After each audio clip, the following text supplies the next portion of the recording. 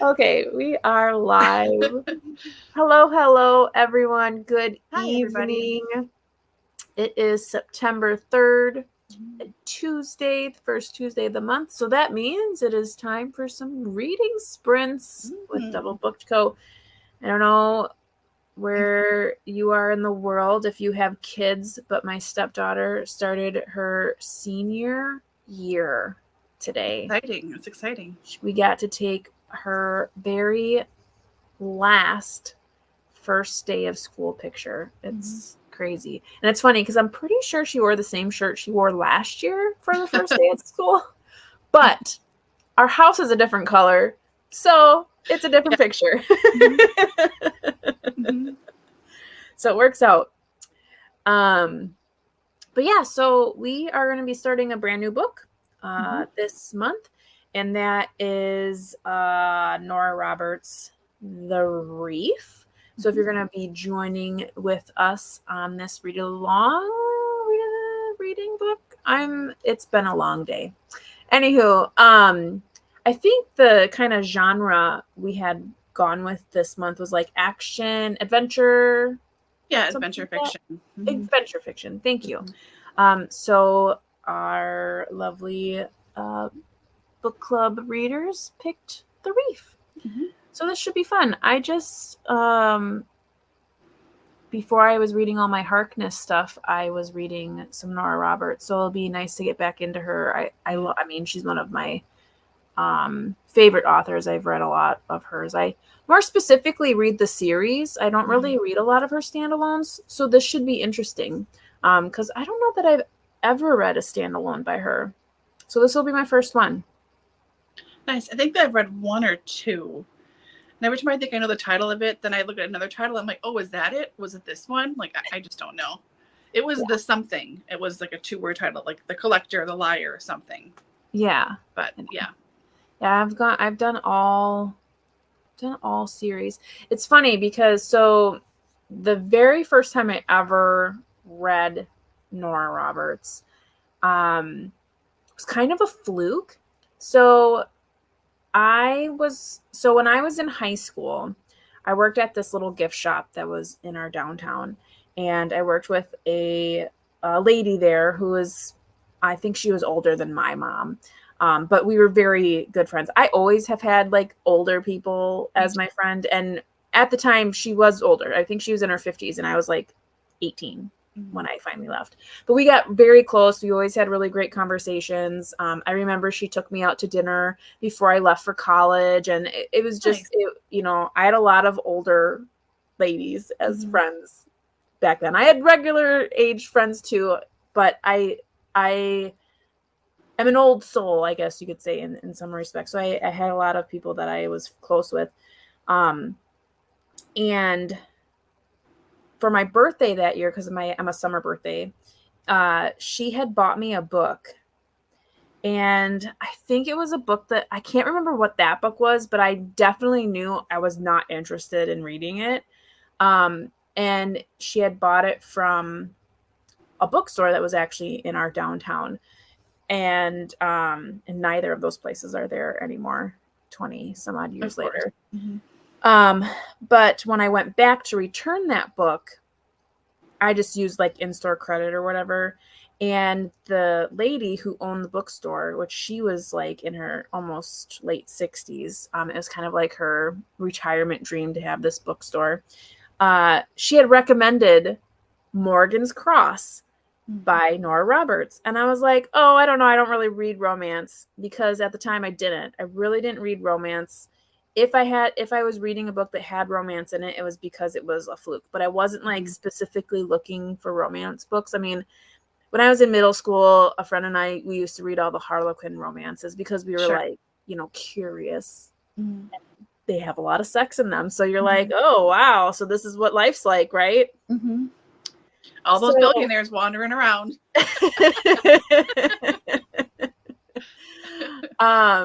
So anywho, but at that time, moving on into college, I didn't really read a lot of that. I was like still like all into a lot of Harry Potter and all this kind of stuff.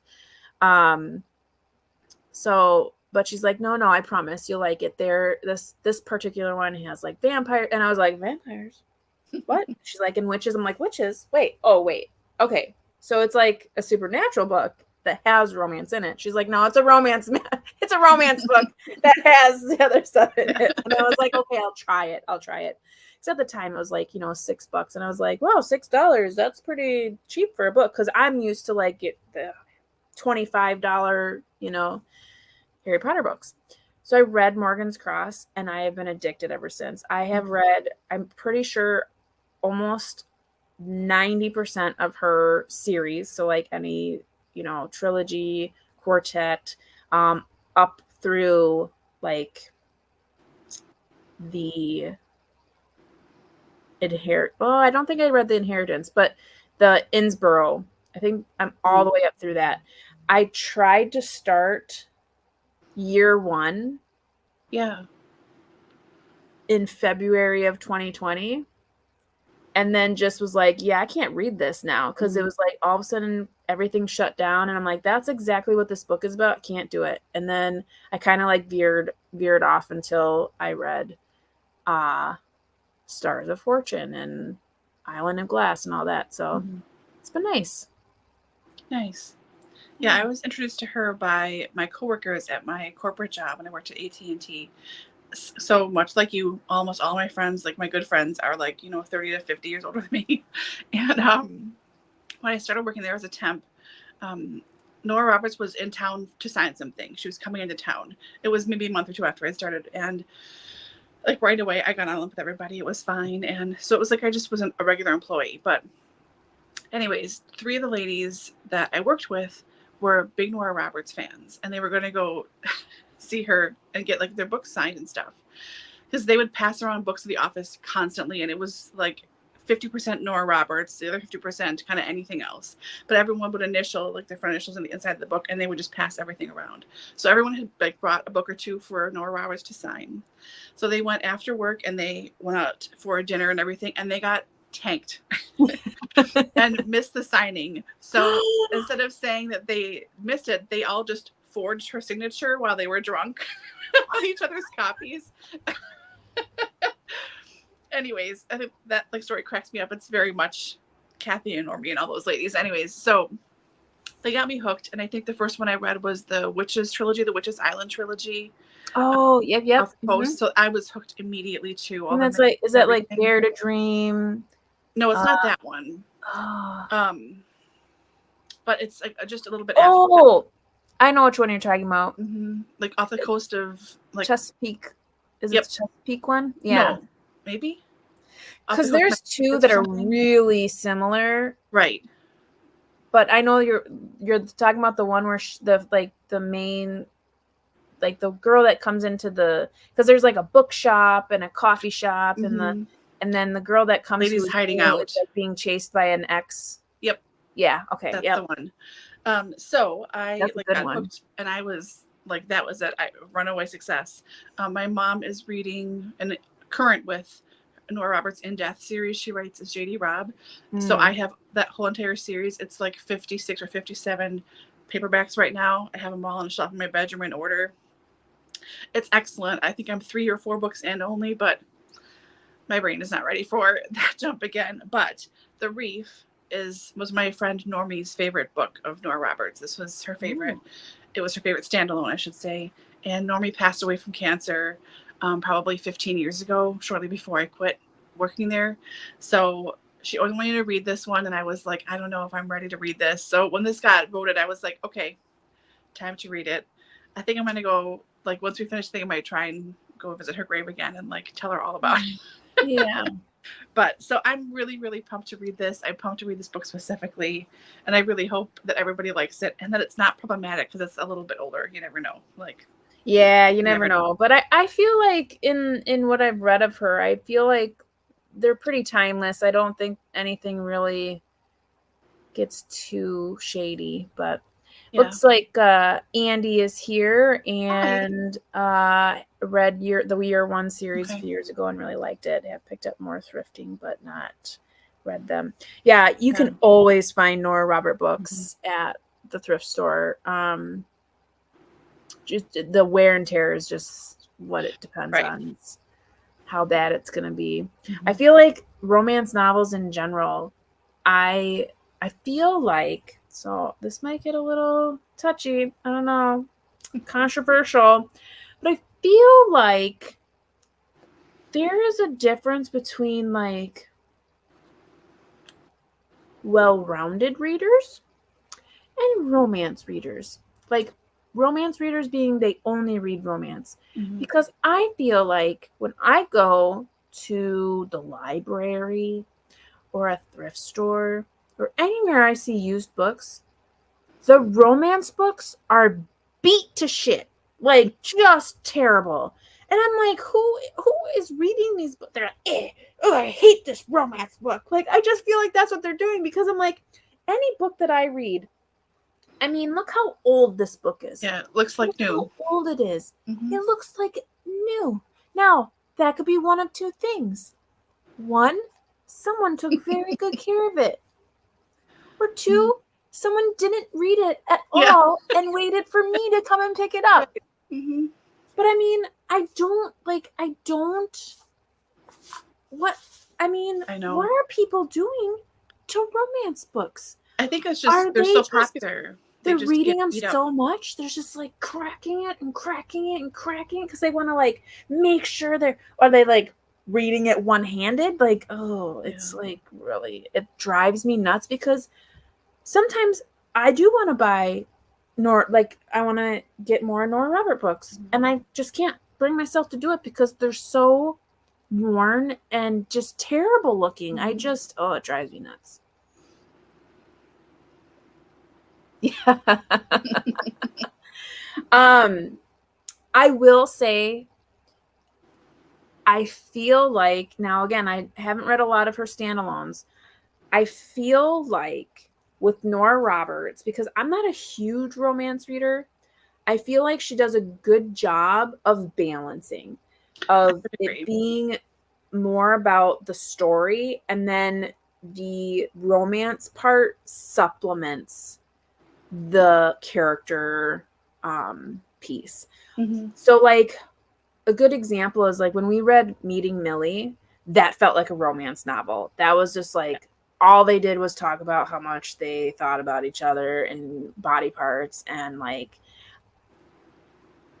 that was like very romancy to me. Mm-hmm. Like I would say that's a romance novel. I don't even know what that story was about other than the fact that two people were getting together. Like that's all I can remember from that book. Whereas from what my like experience has been with Roberts, I can tell you what happened in the story before I can remember what the romance part was. Like I know like, okay, so these people paired off and this is what the story was about.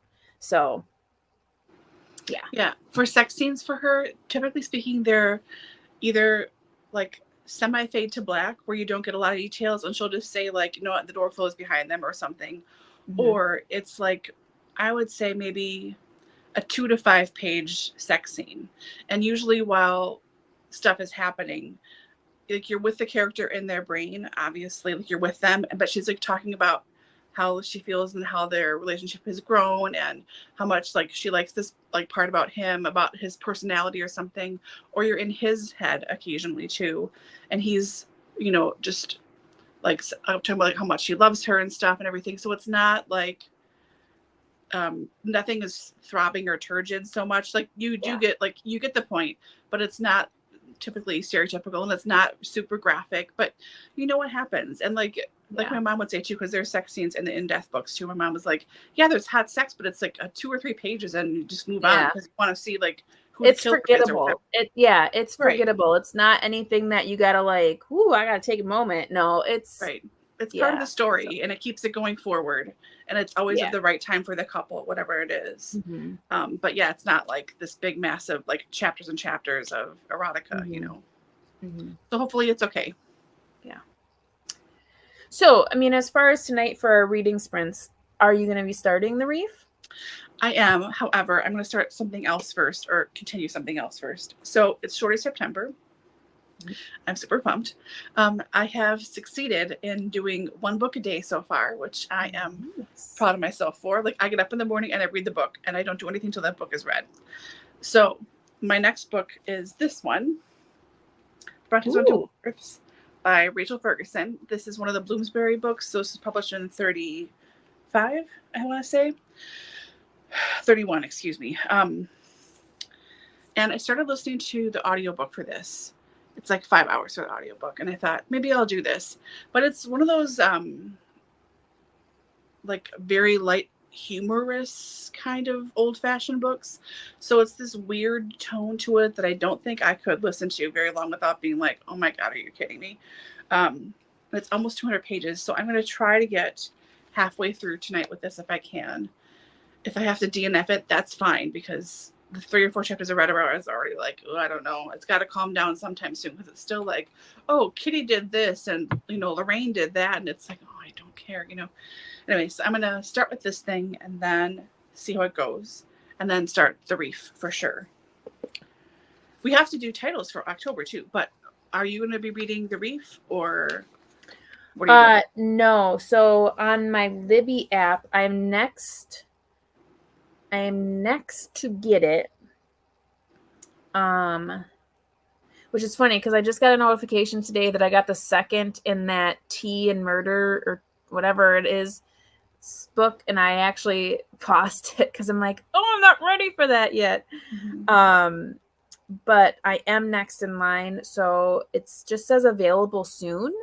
So I'm guessing whenever the person who is ahead of me drops it, then I'll be able to pick it up. Mm-hmm. Because it just says available soon, and it says you're the first in line, and there's 2 copies in use. So there's only 2 people waiting in total, 1 person per copy. Okay. So basically it's just whenever it gets returned. Yeah. The other book I was just talking about was the Gunpowder Green by Laura Childs. It's the second in that series. And I've been waiting for it for a really long time, but I just pushed it back because I'm not gonna be able to start it because you only get 14 days. So I'm like, and I could renew it, but there's people waiting, and I feel bad when there's people waiting. Like when it's a physical hold and you can't see that anybody's behind you, you're just like, oh, just renew it. But when like you can see, I don't like that. So I just pushed it. No, so I'm actually going to try to finish Blue Asylum. So this is, if anyone's following me on my Spenelli Speaks channel, I've been doing Friday reads, and I've been reading this book since like, I don't know, June, but just slowly, like in the background when I don't have anything else to read. And I have 56 pages left. Oh, nice. Right. So I should be able to finish this evening. Mm-hmm. And then if I finish this, then I'm also kind of doing Shorty September. And I guess Shake September, Shake Tube, or whatever it's called, because I picked a Shakespeare play. Nice. So I will probably be reading in this. The only thing is with this is this book smells like not good. Yeah. Like good in the sense like this is how an old ass book is supposed to smell.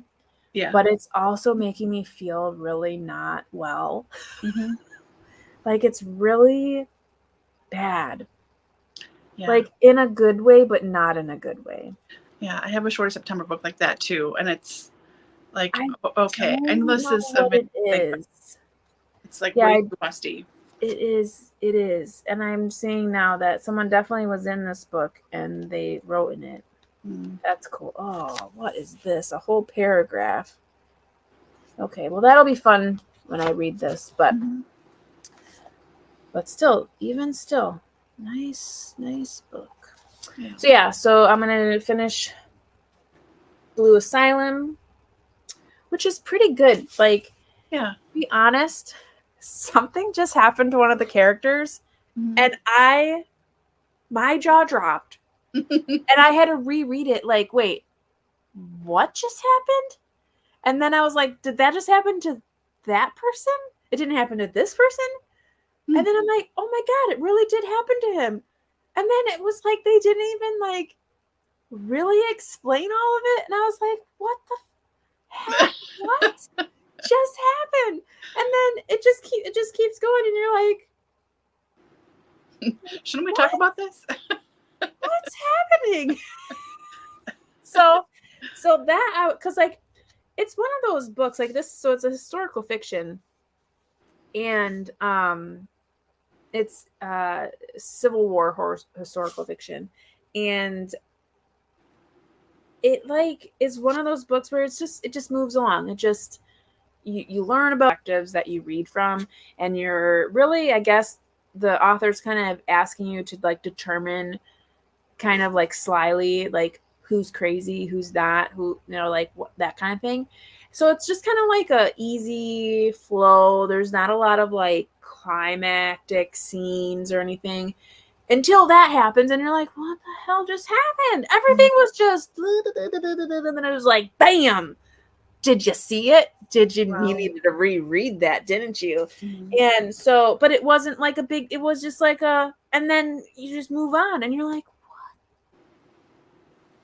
Are we going to talk about that? Like, nope, we're just going to move on. Keep going. Keep this even keel. So, that was exciting because you're just like thinking, you're just like, this is just going to be like an book. And then that happens, and you're like, okay, now you got my interest. Mm-hmm. Now let's get these last 56 pages read, because I want to see what else you're going to do to me. Yeah. But yes, before we get into titles, I don't want to forget that, and I apologize. I know we kind of like just dove in and started discussing, but best short book you have read this year or previous years?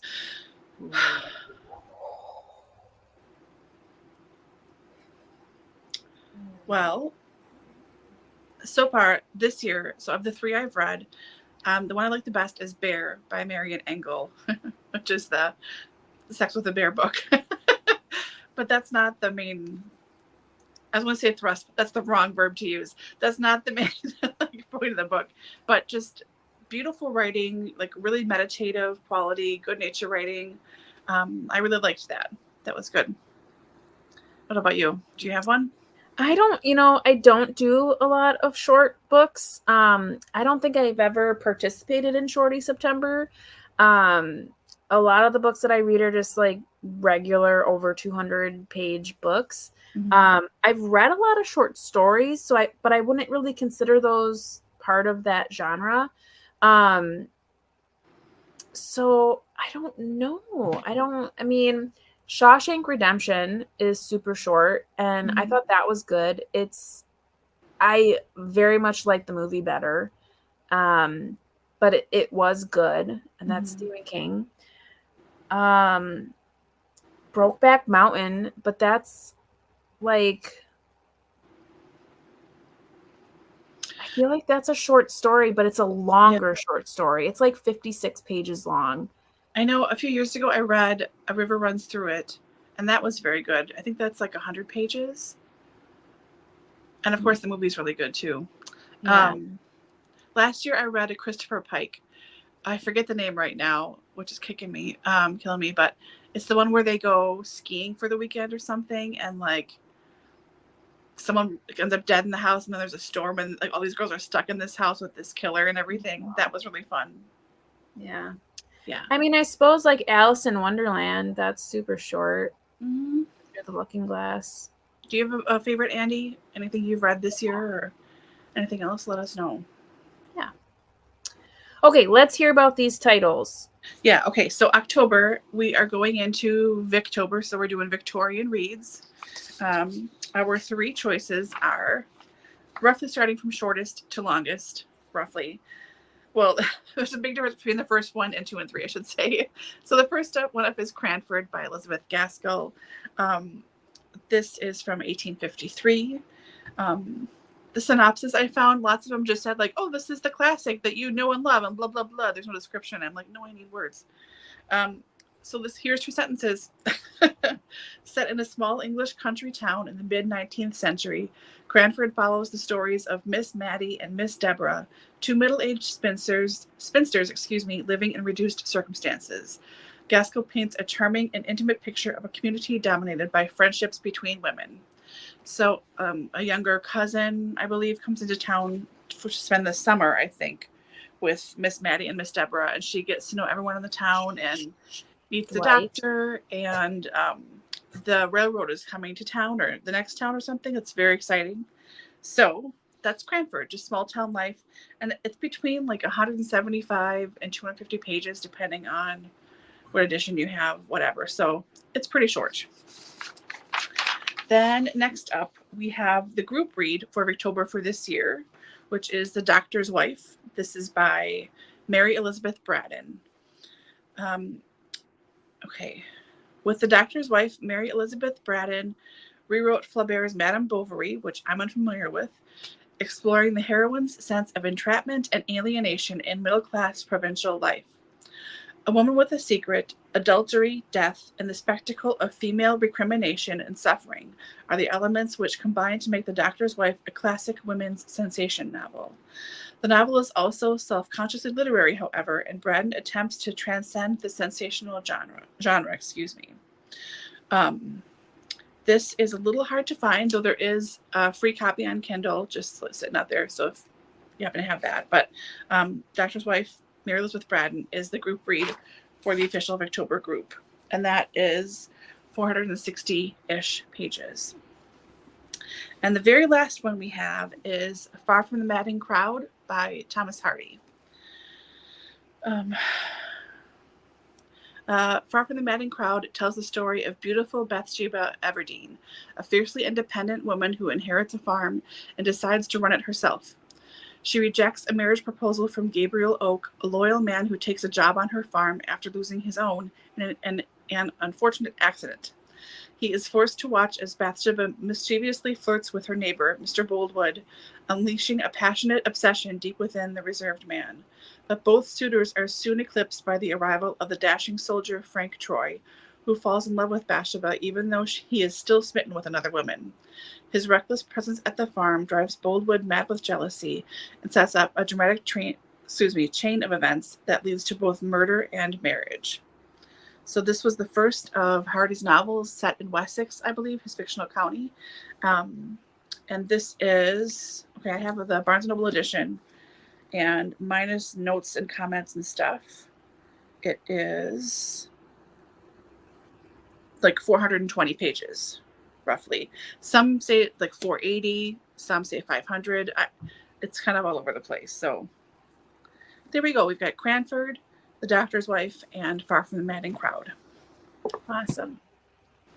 And I'll put that poll up in our first sprint, so that'll be ready for everyone. Mm-hmm. Looks like Andy thinks Cranford is fun. And it looks like planning to read both the classics before the end of the year. They are on Fibers. Nice. Awesome. Oh, thanks. And you'll be able to read it along with us. So yeah. Fun. And then it looks like Loved Hex. Oh, I really want to read that one. That looks so good. I've not heard of it. And Days at the Morris. Oh, yeah. That's anything with bookshop. I like. Ooh, I'm intrigued. Tell me more. Yeah, I've seen that one too. That looks really good. I should have ordered it. I just ordered The Doctor's Wife from Blackwell's in the UK because I couldn't find a copy reasonably priced here. And I was like, what else was I going to order? It was that book I was trying to think of, and I just forgot it. So I'm like, this doesn't matter. I'll just check out. Dang it. I think it was Slumber Party. Yeah, I think that was it.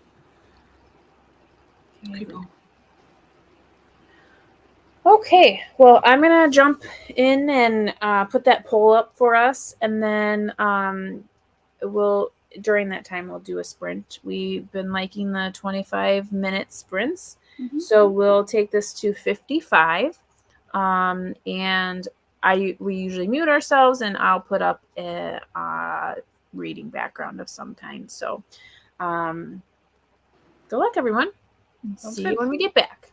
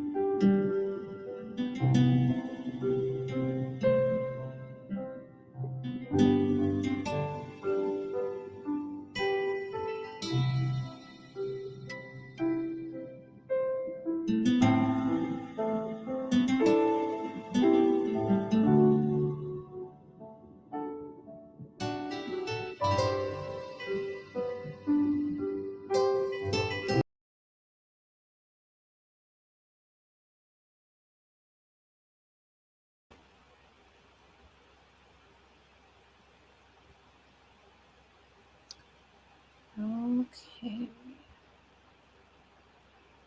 We are back. Let us know. I know a couple came through when we were reading. So, hi, Jessica. Nice to see you. She was asking what everyone was reading. Oh, and then I didn't notice that she was reading. And then I asked her anyways. Awesome. And then Allie also came through. She might not be here though, because she's at work. And then I replied, and the poll is up for anyone who's interested. That is up for us currently. So, how did you do on your reading? Well, I DNF'd that book. Okay. It was 3 solid chapters of, I'm trying to think of how to describe this. It's like constant in-jokes, but you never know what the in-joke is or who a real person is and who's a fake person and whatever. So it was 3 chapters of that, and then I got a chapter and a half read of a little more serious stuff. But it's just confusing and chaotic, and you never really get a name. And in the writing, each paragraph does like a loop or figure it around itself. Like it has this sentence that opens it, you think it's going to be about, and then it talks about 3 other things all over the place and like parentheses and after ellipses and stuff. And then it just sort of goes to the next paragraph, which sort of follows the other one, but not the original title, the original idea. So it's just like way too meandering, too crazy. I just, no. So that was for, I forget the short's name, but that was for something that will fit in your pocket. That's on the cover. So I picked 2 up of other options, and I think I'm going to stick with this one. So now I'm reading History of Milwaukee Drag. This is by B.J. Daniels and Michael, I think it's Takach. So I am reading about the late 1890s, early 1900s, the drag shows that were popular here in Milwaukee. So yeah, I am working on that. How about you? How'd you do? Well, I got the poll up, and so I didn't get too far in. I read about 10 pages. Yeah. The big thing is happening now, like what we've been like kind of waiting for. And I have a feeling is not going to go well. Like I just, without spoiling it for anyone, I mean, so they're in an asylum. So there's an escape going to happen. And I don't think it's going to go well because it just doesn't seem very well planned. Yeah. And like, I don't know. It doesn't feel right to me. Like I especially because I feel like we have like a foreshadowing of a previous escape that did not go well. So I feel like it's kind of, I don't know that this is gonna, I don't know. I don't think it's gonna go well. I don't think, I don't know. And I don't feel like this book is like a happy ending kind of book. Yeah. I will be surprised if it is, but I really don't feel like it's gonna be a happy ending. Like they escaped and lived happily ever after. Like I don't think it's gonna be that. So, yeah. Looks like Andy got through the introduction. Nice. Brief. How are you liking it? Is it settling with you okay at the beginning? Beginnings of books are always hard. Like whenever I see people do try chapters, and I've done that every once in a while, I feel like that's so hard because often I don't like the first chapter of a book. Like some will hit you hard with like a opening sentence, but then the rest of the chapter is kind of like, I don't know. Kind of like a pilot to a series. Like the pilot usually is like the worst episode, I feel. So I don't know. There's so many people that love doing those try chapters, and I'm just like, I don't know how you can like decide. I have to get like at least halfway through a book before I go, I don't really want to do more. And I'm never used to DNF. Like I just be like, I gotta finish this stupid book. Even if it took me years, I'd just be like, fine, I'll finish this damn book. But no longer. I just don't. But yeah, so we'll see. We'll see how that goes. Yeah. Speaking of TV, I finished the Discovery of Witches.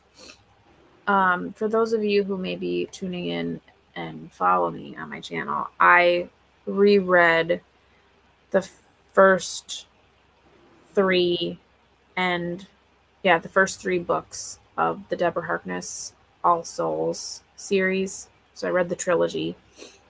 I skipped Times Convert because I read that in July. And then so I could read the new book, which is Blackbird Oracle, which is the 5th in the series.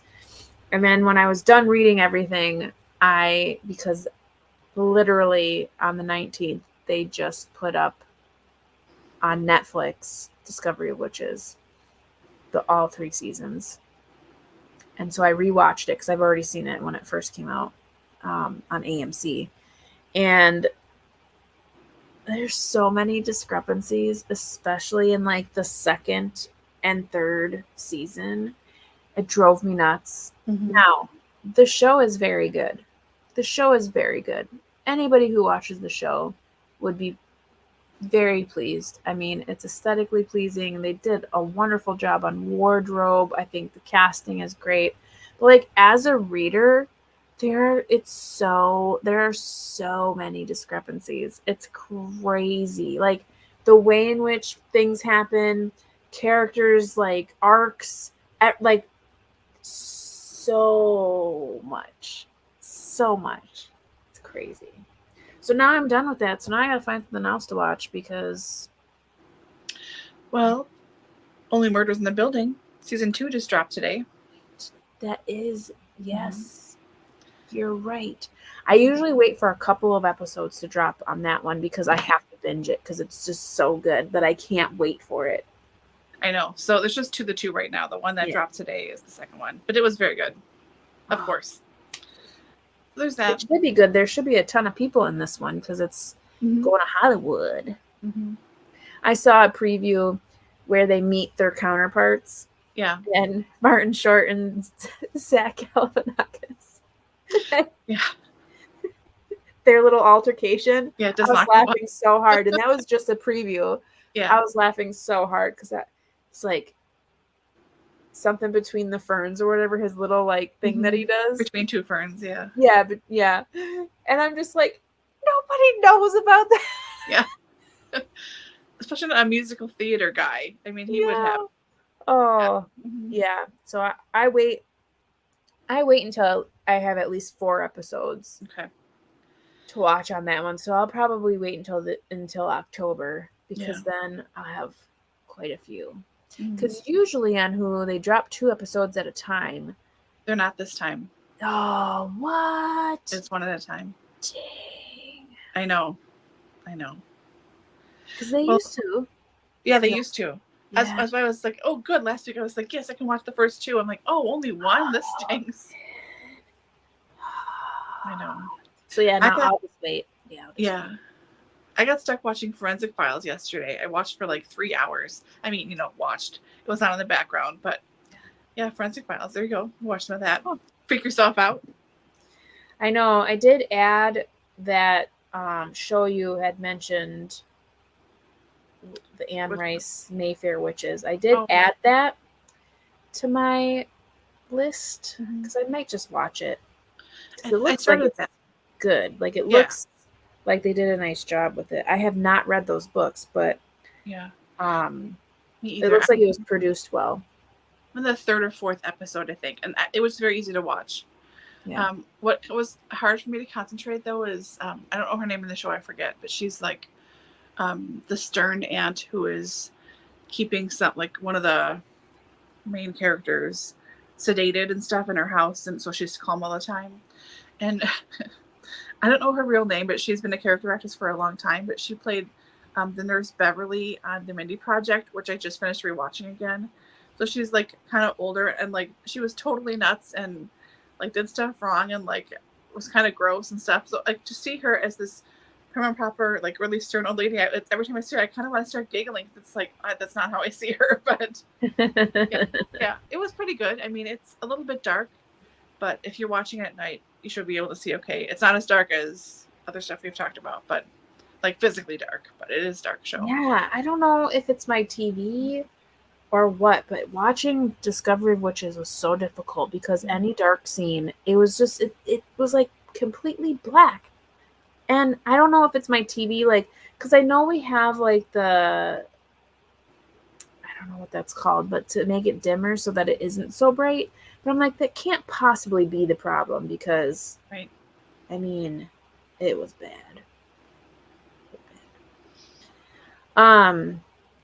I did a couple weeks ago because I had nothing else to do. I started watching that Emily in Paris. Oh God, how was it? Okay, so it's not bad,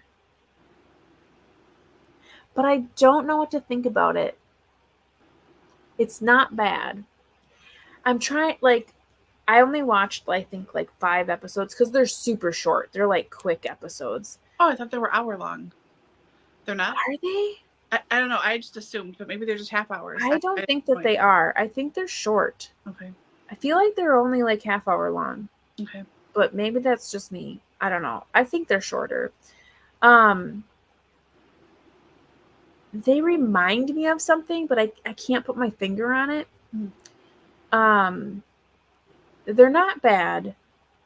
And I'm just like getting into the like mix of it, but like I don't know if that's really a show for me. Like I can't tell you. Like I'm not, like I said, it's not bad, but I just don't know if like that's my like jam. Like I don't know if I'm really like that into it. So I put a pin in it because like something happened. Like I think here's the problem. I don't like drama. Not like dramatic shows, like obviously the witches show, they're all dramatic. But like the whole like will she, won't she, kiss me, don't me, like I don't care. I don't want to be part of the soap opera drama, sleeping with someone else's husband, and I can't. So I'm not interested in that kind of drama right now. So it's hard because it's like it is a good show, but I'm not. It annoys me when I just like I don't want drama. Just like everyone be straightforward. Stop lying to each other. So, but I do, because I mean I've been hearing people talk about that for a long time, and I definitely see where the hype is, and they've done. I mean, it's like I said, it's not a bad show, but I don't think it's for me. So, put a pin in it for right now. It's still on my list, but we'll see. Yeah, I started watching Ginny and Georgia a week or two ago. Yeah. and I was surprised at how like kind of funny and stuff the first few episodes were, and I really like it a lot. But it's I think I have 2 or 3 episodes left in season 1, so I'm near the end of it, and I'm getting so tense waiting for stuff to happen that I'm sort of like, I don't think I'm gonna watch this right now. Like I didn't expect it to be that dramatic. I get not dramatic, but I stopped watching that show for that same reason. Yeah, it's too much for me. I just can't. It's just like, again, good show. Yeah. Greatly written. Like, I like see where the hype is, but like, I don't know. I'm not. It's so tense. It's so tense, and it's like you just want to grab her and like drown her or something, because she's just like, what are you doing with your life? You have kids, and you're like doing these things, and then her daughter is like so annoying. Like the choices she makes is so annoying. I like know. I just want to like, all you do is like moan and moan and moan about how your mother is so terrible and all the things that she's done, and then you have literally done exactly what she would have done in your case, and in every respect. Like, oh, I have this beautiful boyfriend who's so good to me and loves me and blah blah blah, so I'm gonna go ahead and have sex with this guy for the first time, and it's gonna suck, but you know what, who cares? Like, it's just like, I don't want to watch this show, so you move on. Yeah. What I did like about that show, and the one thing that was like would have kept me going, is, I don't know if you're to this part yet. Let me ask you this. Okay. Have you come to the part about the sunglasses? I want to say yes, but I can't remember. It's like they keep talking. Oh, where she steals the sunglasses from the store or something? Is that what you mean? No. Okay. It's like where I'm at now is the middle of her 16th birthday party. Oh, it's been a while since I've seen it, but yeah, when you're done with the first season, the storyline that I would have been interested in is with the sunglasses. Okay. When you figure it out, you'll know what I mean. Okay. It's been a little while since I've watched it again, so I have to double check. But yeah. Yeah. Okay. But don't worry. I mean, don't watch it just to. If you want to know about it, I'll tell you later. Okay. Anywho, it is hilarious. So we're almost to an hour and 15 minutes. We've had one sprint. Oh my God. One sprint of 25 minutes. Part of the problem is you and I talk like this all the time. So I'm used to talking to you over video stuff, and I just sort of forget that like everybody's watching us talk. Hi. I'm sorry. We're so sorry. We hope that you are getting some reading done. Who knows? Maybe you're reading while we're talking. I don't know. But if you're here to read, we do get to reading eventually. We do. So let's go ahead and nip it. What are you reading? I'm going to finish my chapter in History of Milwaukee Drag, and then I'm going to jump over to the Reef. Okay. I'm going to keep going on Blue Asylum. Good luck.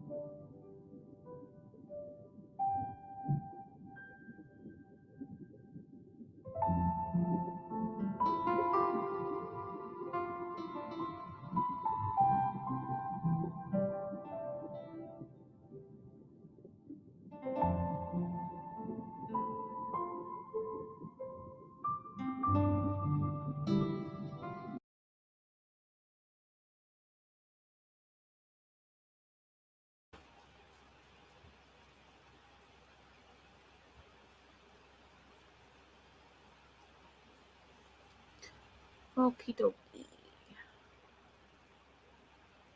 We are back.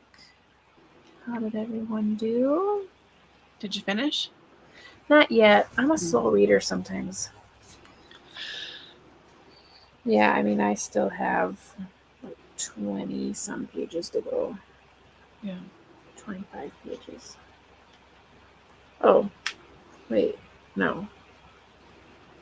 Oh, I thought this book was way shorter. No, I've still got like 60 pages to go. I thought I only had 60 pages left. No. Yeah. Oh. I had like, at that point, I had 80.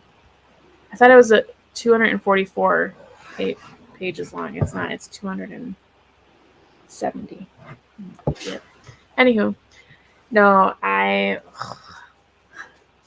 don't know how this is going to end, but I don't think it's going to end well. But it is an interesting book. I'm very happy that I just randomly started reading this because it is a very complex and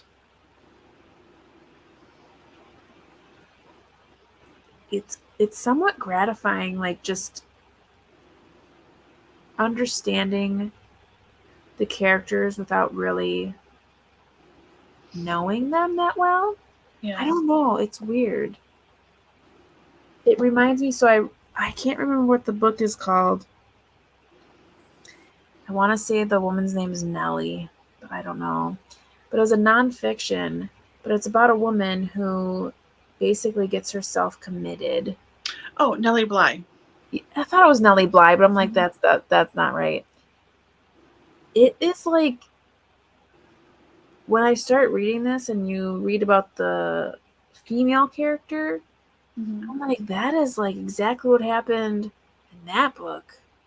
So it makes me think if the author obviously is familiar. I mean, I'm sure they did research on certain things like that. Yeah. And then made it more romanticized in the rest of it. But I am very much liking where this is going. It's not, I don't think it's going to end well, but like, I'm really liking how these characters are.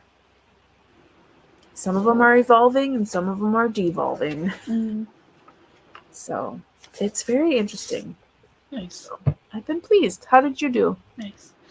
Good. I got sucked into the Milwaukee drag, so I read 44 pages. Oops. And then I remembered I should be reading something else. So I just got to page 16 in the Reef, so I'm in the first chapter. Wow, you read so fast. Yeah. You'd already be done with my book. I don't know. The last 4 or 5 days, I've just been in a reading mood. I just want to do it all the time. Like, TV is turned off way more than it normally is, which is a good thing, probably. I don't have to have ASMR on for everything. But I've just been reading a ton. And you'll be happy to know I brought up my copy of A Discovery of Witches. So probably not this month, unless things change. But maybe in October I will start. There you go. We'll see. So yeah, I got about 50 some pages down the last sprint. Good.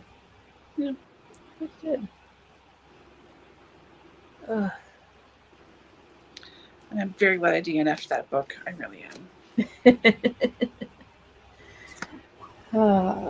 You know, stuff like that. It's just super goofy, and you don't know what the hell is going on, and no one explains anything. It's just like jokes on jokes on jokes, but it's not funny. Yeah. I sometimes like get that where like, if you're watching a show or you're reading something and you know something's supposed to be a joke, and it's not that you don't get the joke, but you're like, that's not funny. Like I get that a lot in like reels or whatever. So I don't do TikTok, but like on Facebook they'll have like reels, but they're like from TikTok or they're Instagram or wherever it originated, but then it's like also on Facebook.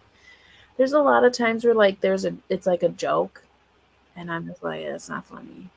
Mm-hmm. Or like the literal like comment or whatever, and it'll be like, try not to laugh, and you're like, I'm not. Yeah, no problem. Like, I don't know why you think this is funny. Like, I Yeah. get the joke.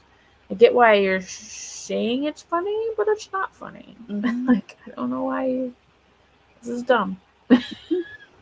So, but yeah. I like to like go.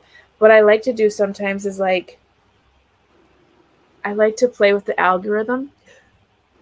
Mm-hmm. So like, I'll scroll through a lot of stuff, and then like I'll like slow down, and then I'll see where it's gonna pick up again.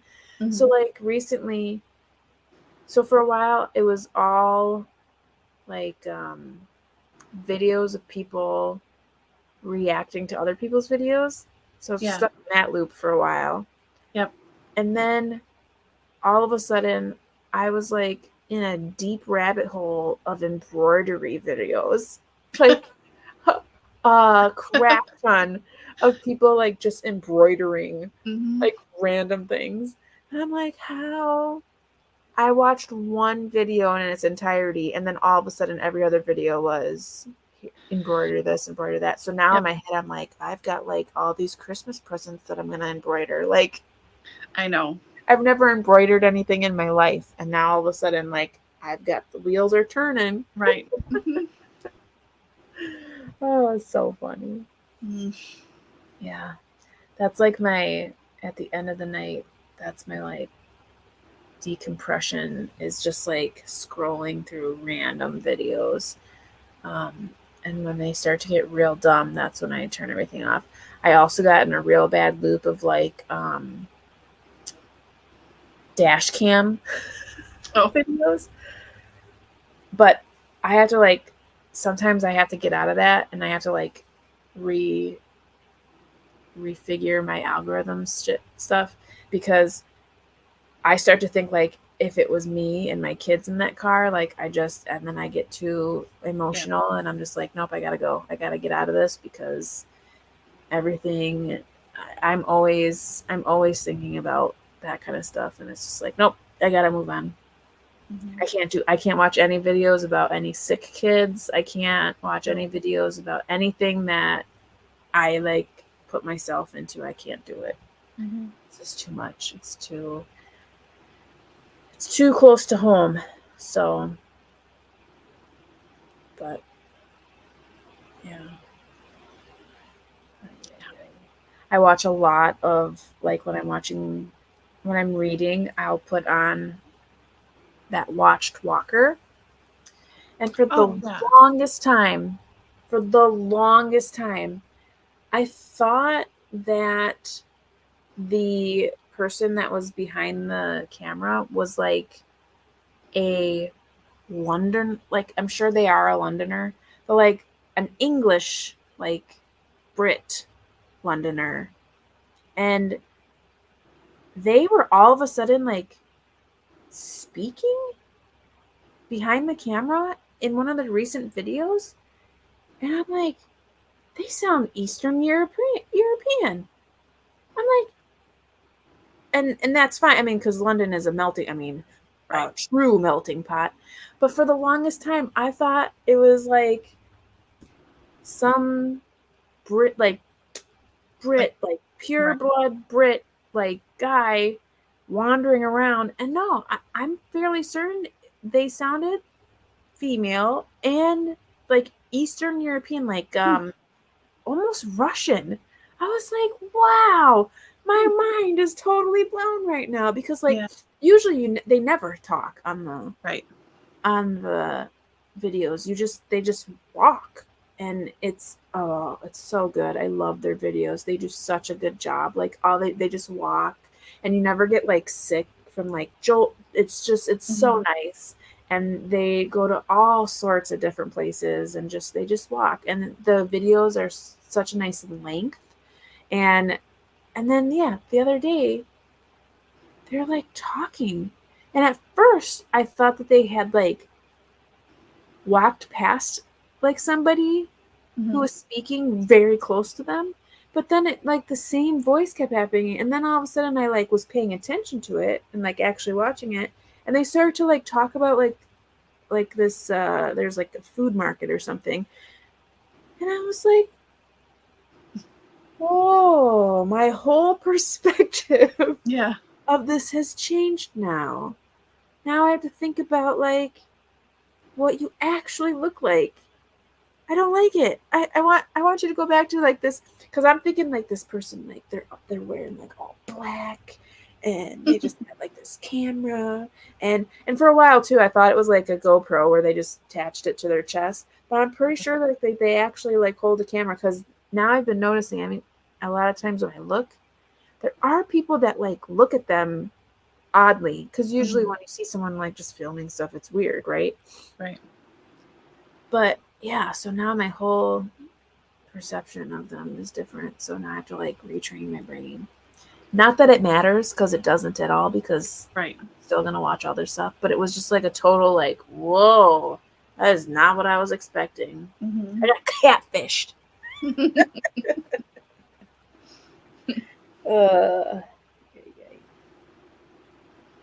Speaking of catfish, did you ever watch that show? No. You know, I only saw a couple episodes, because I never had MTV when that show was out. But the episodes that I did see, that show is crazy.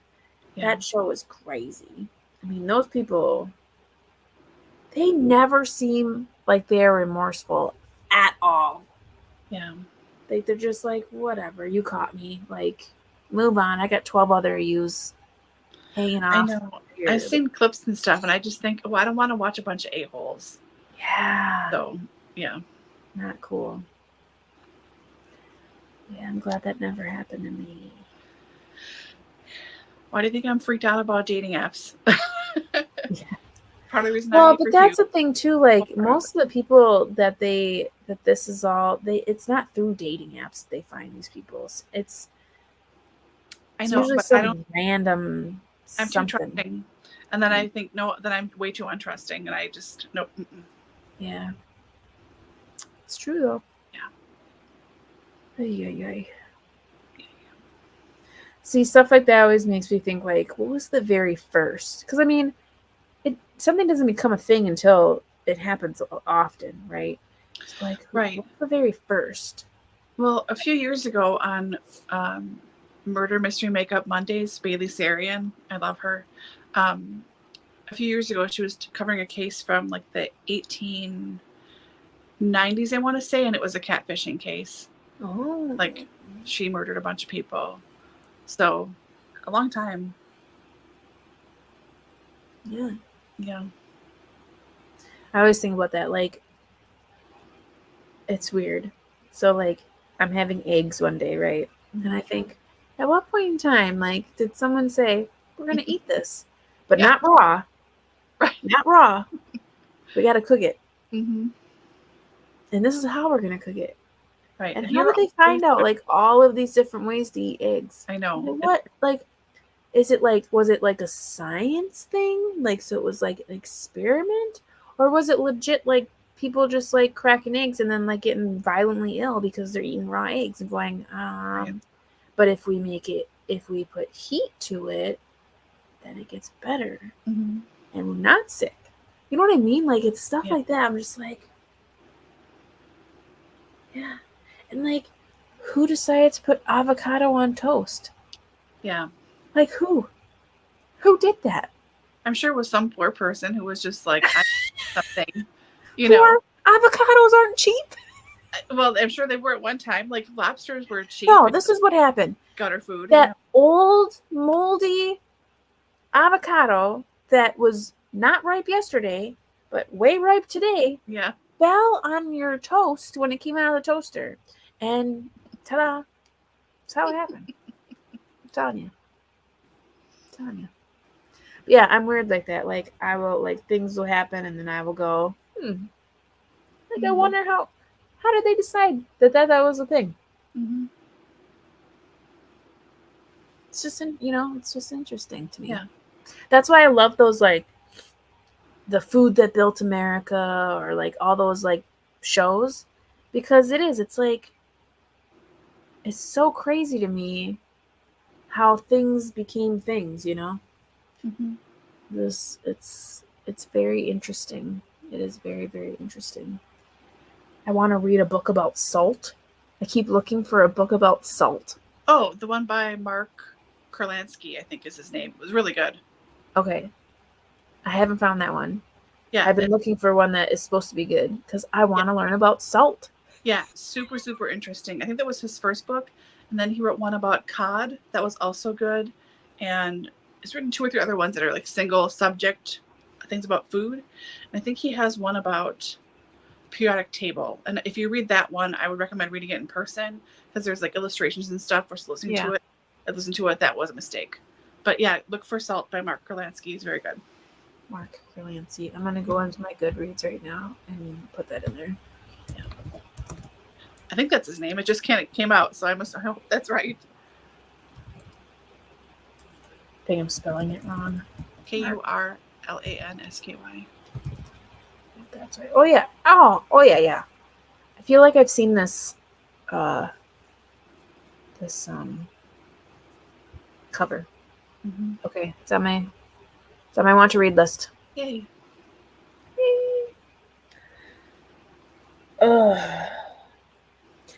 Yeah.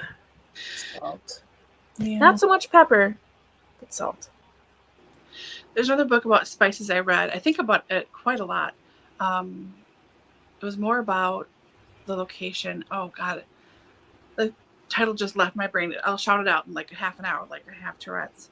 But it's something like the Spice Trail. It's not that, but it's something like that. Mm-hmm. And it's all about how spice is grown on all these Caribbean islands and everything, and how they're intermingled. And then it goes through each one, like how they figured out nutmeg came from mace because they were using mace first, and they still use mace, but you know how they got nutmeg out of that, and that grows next to vanilla or next to whatever. And it was so fascinating. I think about it a lot. And I probably read it like 15 years ago at least.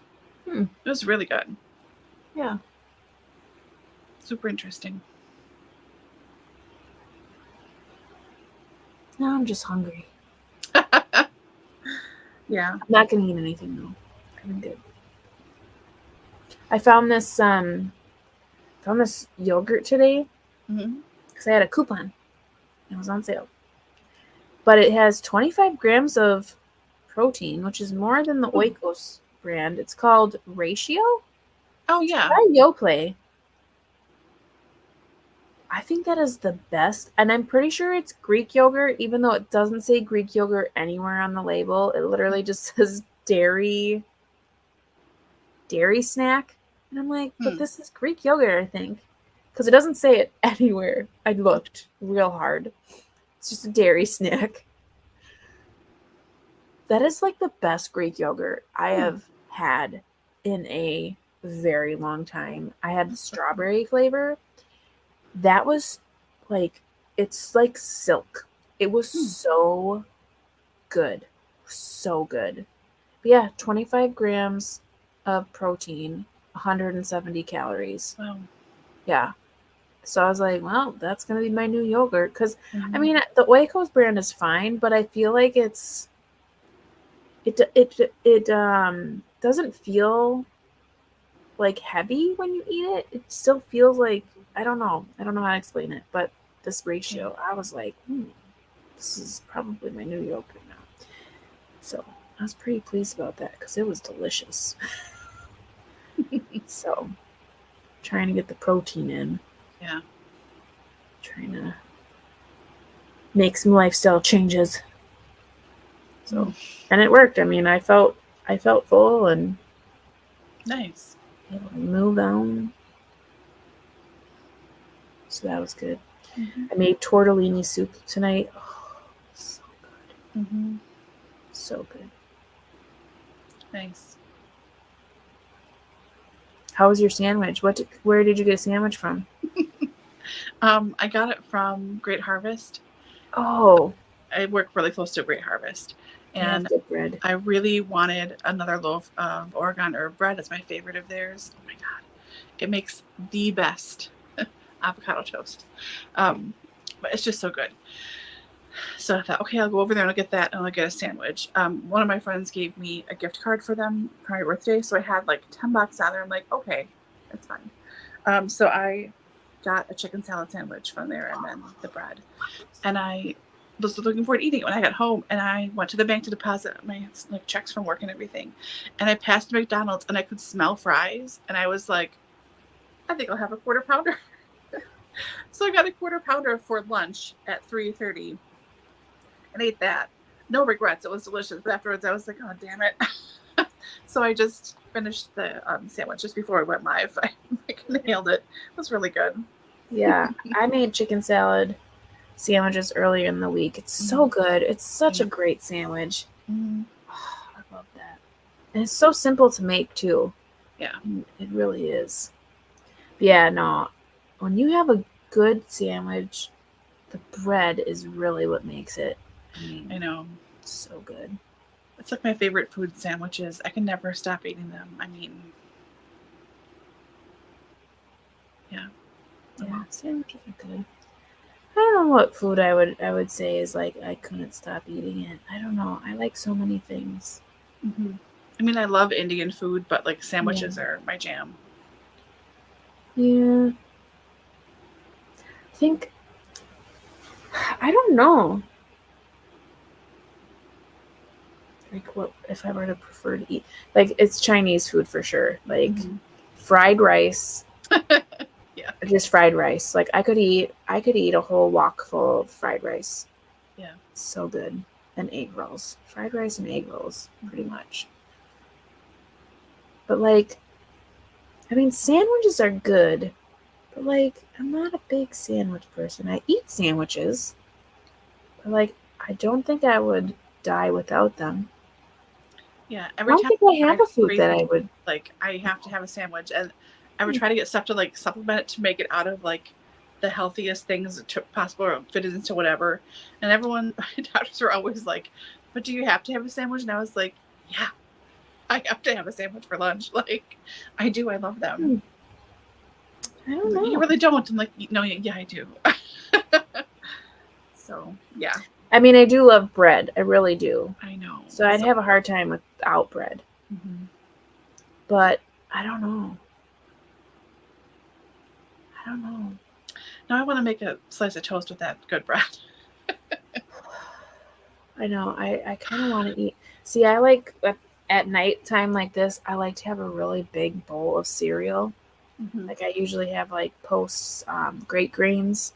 So it's like a really dense cereal. Mm-hmm. It's like basically oats and like nuts and it's like the cereal is so dense that the milk gets absorbed into the cereal and you're basically just eating like granola. Yes. That's my favorite at night. But I'm not going to do it now because, I mean, I'm trying to keep my macros down. Yeah. So would it make sense to eat my weight in granola right now? Sounds delicious. And I'm like, when I eat a bowl of cereal, like it's not like a bowl of cereal. It's like a bowl of cereal. It's like half the box of cereal. Mm-hmm. Like when they have serving sizes on cereal boxes, I'm just like, times 5. Yeah. It's like, who is eating 1 cup? 1 cup. I know. 1 little cup. Do you know this is a cup? This is a cup. Mm-hmm. I'm eating like a tub. Like my bowls are like this big. Mm-hmm. So good. Anywho, we should probably read. Let's read. Lord help everyone still with us. I mean, yes, for those of you who are still with us, really, I mean, I don't know what we're doing here. We have no idea. Rambly.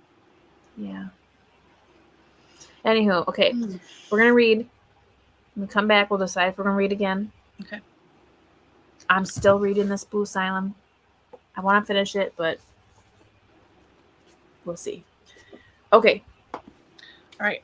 Get to reading. See ya.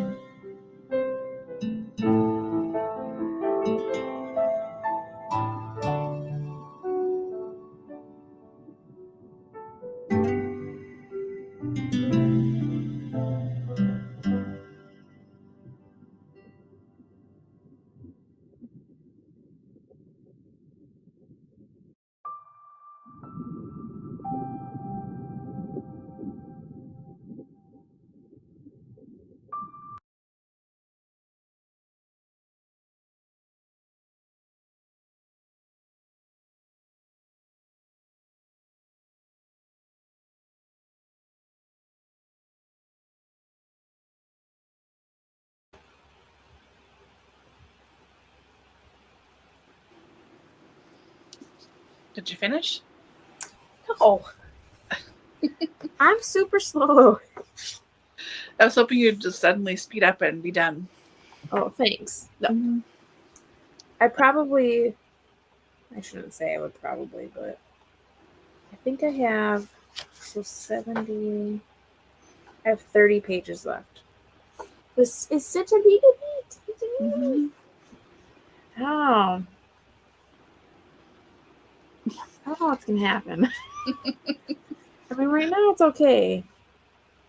We just found out. So the whole way through the book, like, you're slowly finding out bits and pieces of, like, what happened to them to get them to the asylum, essentially. And we just got another story. Like, we knew something happened with a baby in the beginning, like, because there's a mention of a baby, and now we get the actual story, like, with 30 pages to go. You know what I mean? Mm-hmm. So it was a little anticlimactic, I feel. Like, when I read it, I was like, yeah, I could have guessed that. But still, it was, I guess it's important to the story. I don't know if it's kind of late in the game, I guess is what I'm trying to say. Like, I don't know why you're telling me this now. Mm-hmm. But how about you? Good. I got to page 60. So I think I'm almost done with the chapter. But yeah, it's going good so far. I mean, I'm nowhere near the end of the chapter I'm thinking about. It just feels like Nora Roberts. That sounds so stupid, but I'm just enjoying reading it, you know? Mm-hmm. It's just such a nice time. Yeah. So. She's very, like, it's going to sound really bad, but, like, it's all the same. Yeah, but they're all the same. But mm-hmm. it's comforting. Like, mm-hmm. I don't know. It's weird because, like, for anyone else to be like, oh, they just write all the same. It's all the same. It's always the mm-hmm. same. But, like, with Nora Roberts, it's like, I like it like that, though. Yeah. I mean, it's interesting, like, how the dynamics of everyone is playing out like I thought it would. And I think I know where it's going to go. But I don't know. Some stuff already happened I didn't think would happen for a while. And there's a lot of book left. So I'm not sure. Yeah. But yeah, I'm liking it. Cool. Yeah, I think regardless if we do another sprint, I'll definitely just finish this tonight. Because, I mean, how can you just leave 30 pages?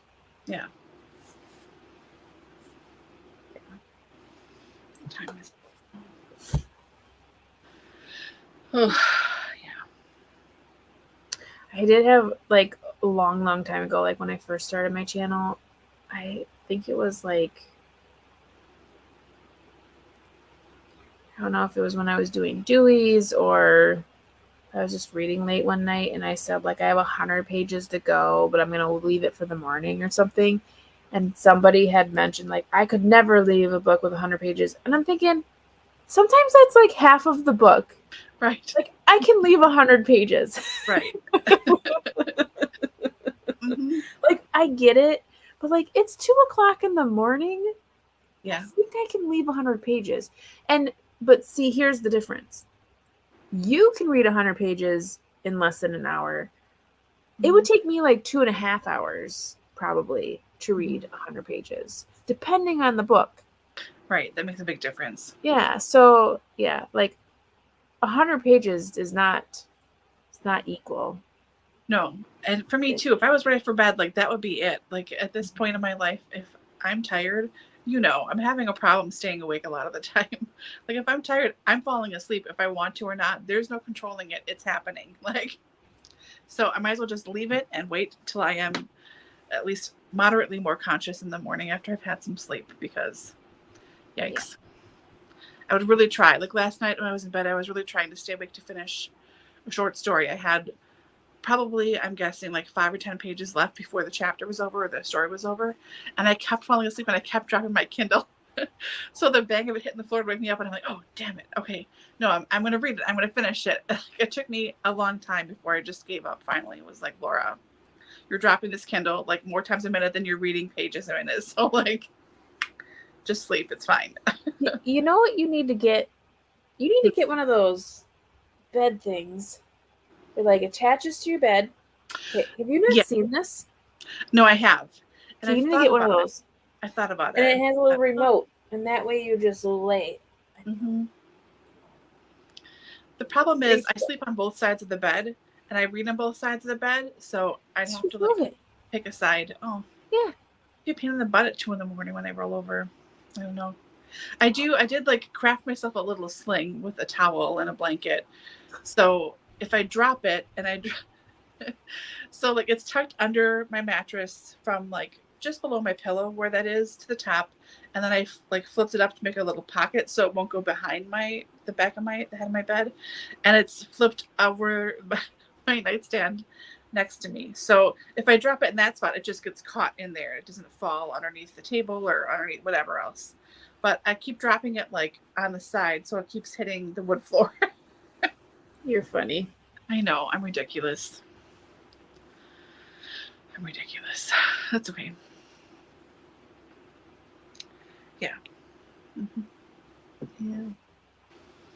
I don't have a Kindle. I have a Amazon Fire or whatever this thing is that has children's fingerprints all over it. It's pretty heavy, so there's no dropping that on my face. No, you'd wake up and I would wake up. You fell out of your face, yeah. But yeah, I'm one of those too where like if I'm starting to get tired, I'll start to like page to see how many pages are left in the chapter, and if it's more than 2, I'm like, I can't do it. Yeah, can't do it. No, bookmark. Yeah. And then when I open the book the next day or whatever, I'm always like, why the hell did I stop in the middle of a chapter? I know. It's without fail every time. I'm like, oh, I didn't finish the chapter. I know. What's wrong with me? I know. When I got up this morning too, I was trying to finish that one last night. It's a Witcher book, so I have it like a physical copy and I'm reading it in bed too. It was just a few pages. I was like, God, Laura, that's so dumb. But I know I just kept dropping it. Yeah, it's fine, but annoyed at myself. It's like it's like an insult. Yeah, it's like what? And especially because like it's like ending in the middle of a thought. Like, but when I do it, it's like I can't. There's no way. There's like 6 pages left of this chapter. I'm not gonna be able to do it. And you put the bookmark in, you put it down, you go to bed, and the next day you're like, oh, I can't believe you stopped at the middle of a chapter. It's like 2 different people. Yeah, completely. Yeah. So funny. Hilarious. Sorry. I know I'm starting to get tired too. So I think maybe we should end here. Especially if I think I'm going to finish this, because I definitely won't. Yeah. I probably will end up falling asleep. No, you can do it. I have faith in you. Pages left, but you can do it. But yeah, I think we should call it a night. Thank you for everyone who stopped by this evening to read with us. We appreciate you. The next time you will see us will be at the end of the month, which is the 24th. So Tuesday, September 24th will be our live discussion of Nora Roberts' The Reef. You made it this far in a replay. Boy. You're a rock star. Seriously. Yeah, with all of our mumbo jumbo. Thanks, Alex. Anywho, we wish you all a good evening. Thank you again for being here, and we will see you again very soon. Yep. Thanks, everybody. Don't forget to vote. Yes. Bye-bye.